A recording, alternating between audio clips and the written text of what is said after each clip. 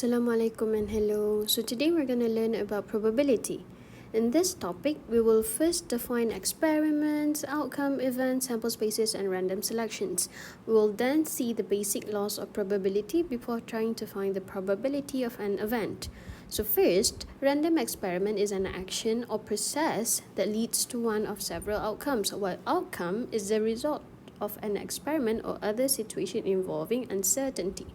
And sample space is a set of all possible outcomes in a random experiment, and an event is a collection of one or more of the outcomes. So when finding probability, we divide the number of outcomes of an event, let's say A, by the number of outcomes in the sample space S. So let's have a look at the first example.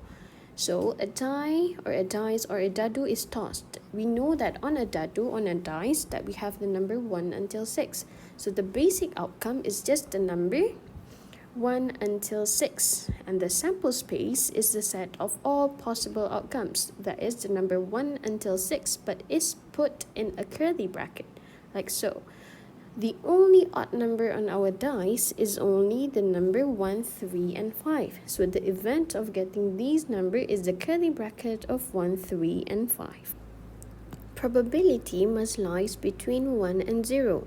When we get a probability equals to 1, it means that our event, let's say A, is certainly going to happen and 0 is otherwise. So let's have a look at another example.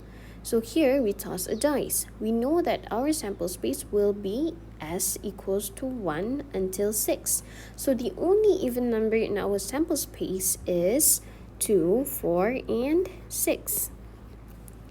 So let A be the event of getting an even number. So the probability of getting an even number, P of A, is 3 divided by the total count of sample space, which is 6, and that would give us half.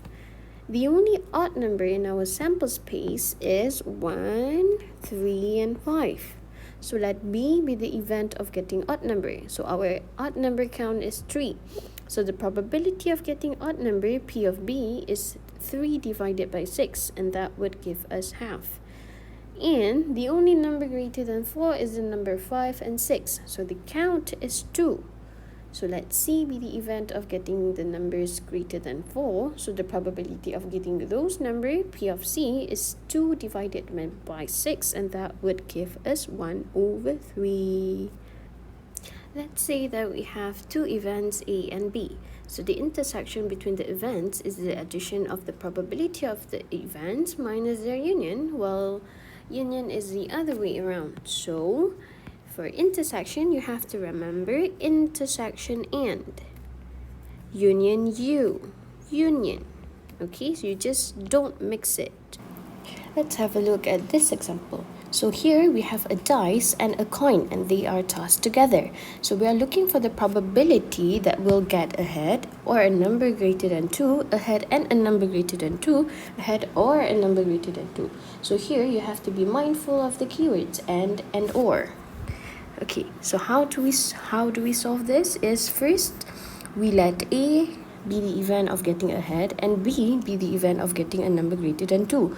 Then N of A is equal to 6. Why 6? Because getting ahead, we got 1, 2, 3, 4, 5, and 6. And getting a number greater than 2, we have 3, 4, 5, 6, 3, 4, 5, and 6. And then our sample space would be 12, 6 times 2. So the probability of getting ahead is 6 over 12, which is 1 over 2, and the probability of getting a number greater than 2 is 8 over 12. 4 plus 4, which is 2 over 3. And the probability of getting a head and a number greater than 2, and so a head and a number greater than 2 is 3, 4, 5, and 6, which is 4 over 12, give us 1 over 3. And the probability of getting a number ahead or a number greater than 2 is ahead or a number greater than 2 is 1, 2, 3, 4, 5, 6. A number greater than 2, 1, 2, 3, 4. So we have 10. So that's why we have 5 over 6. Okay, moving on to the next example. So we have two events A and B, and we are given probability A and probability B, and also they are union. So we're looking for the intersection. So from what I have told you, so this is our formula. So we did, and we got 7 over 5. Just substitute the value. Moving on to the next part of the chapter. So let A and B be two events. And then if the two events are mutually exclusive, then their union is equal to P of A plus P of B, which means that their intersection is equal to 0. We also have conditional events. So when an event happens, considering the condition that the other event is happening to, it means that probability of B given A is equal to probability of A intersect with B divided by P of A.